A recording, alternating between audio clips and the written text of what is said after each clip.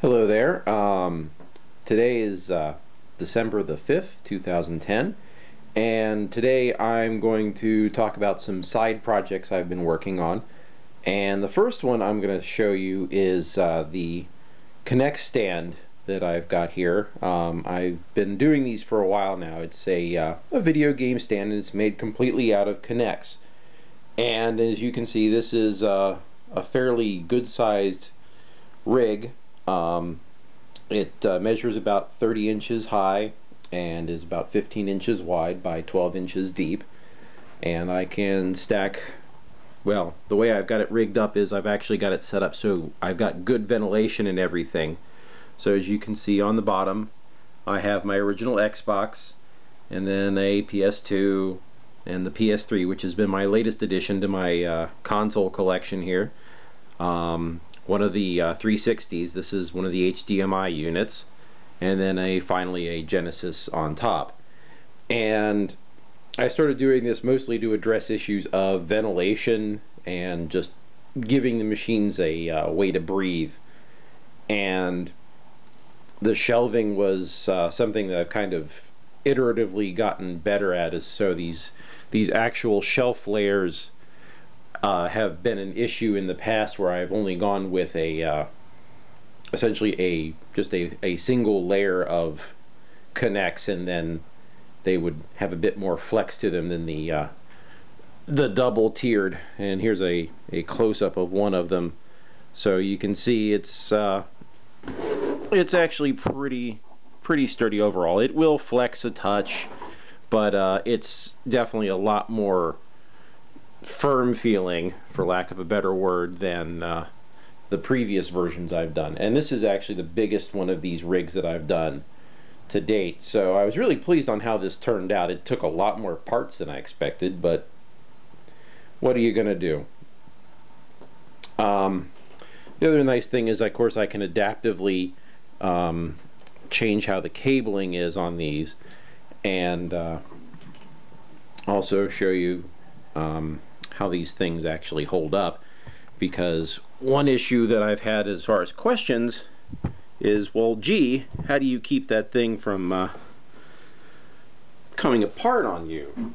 Because, I mean, there's no glue here. There's no glue, no wires. I just snap it together and go. But I can lift this thing if I'm careful. And, you know, it's a good 25-30 pounds here. And, of course, you can see I've lifted it, and I'm grabbing it from about the middle, so I don't have to lift the whole thing, but it will stay in one piece.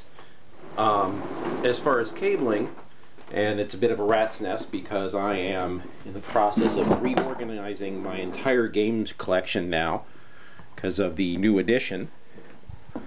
But you can see all the cabling just kind of fits in the back, and then I can kind of adaptively move these sticks around in the back to allow cabling to go where I need it to, so it all works out nicely.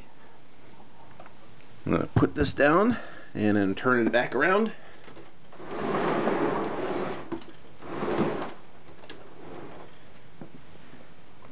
Now, I mean, it's not something that I can jump up and down on, of course, but you know, for general use, it works out fairly well. The other thing I've been working on is using one of these, checking out these S-Cart to component video adapters.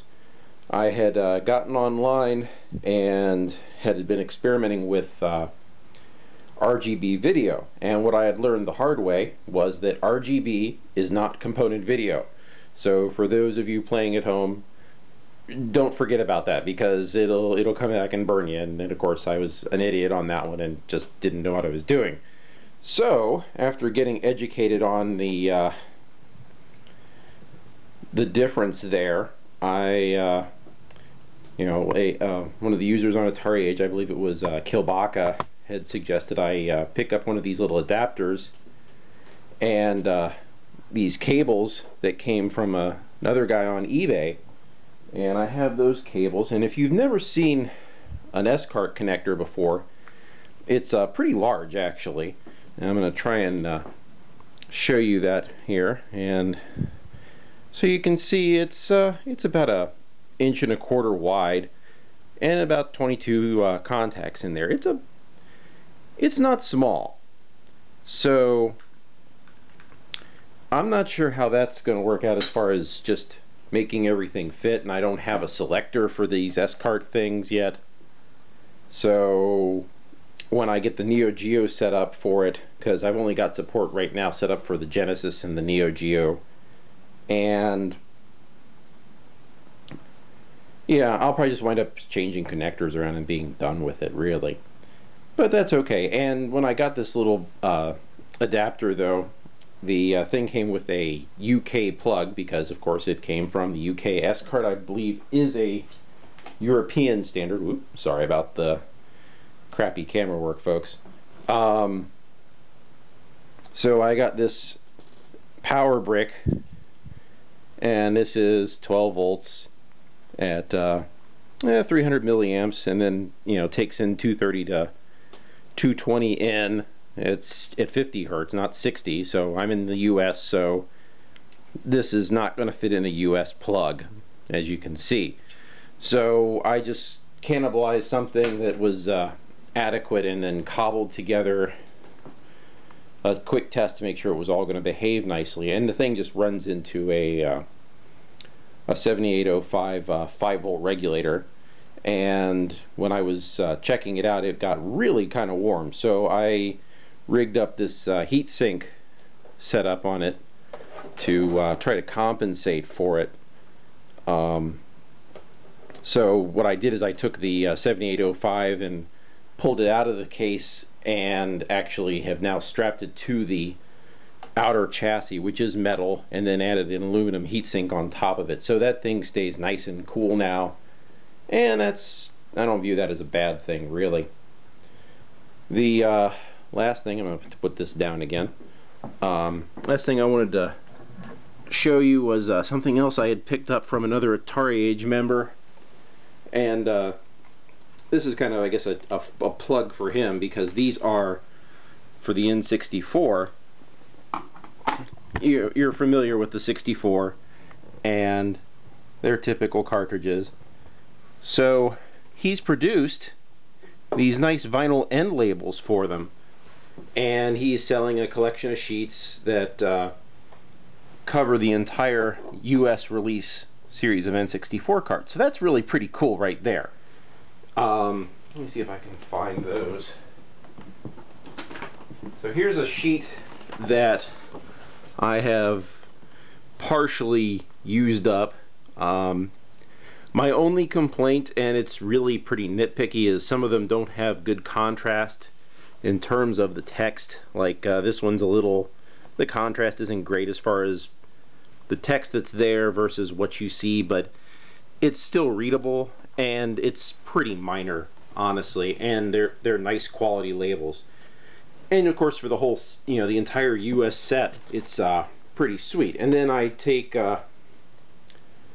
some ESD anti-static bags that I found at McMaster-Carr, and these things are clear versus the typical reflective metally plastic you normally see, and they have little Ziploc baggy type things to them. So now I have cartridges that are, first of all, once I clean them, I can pretty much forget about it, and they're also, because now that I've put them in a Ziploc bag, dust, moisture, it's resistant to all of that, and as an added bonus, the anti-static aspect.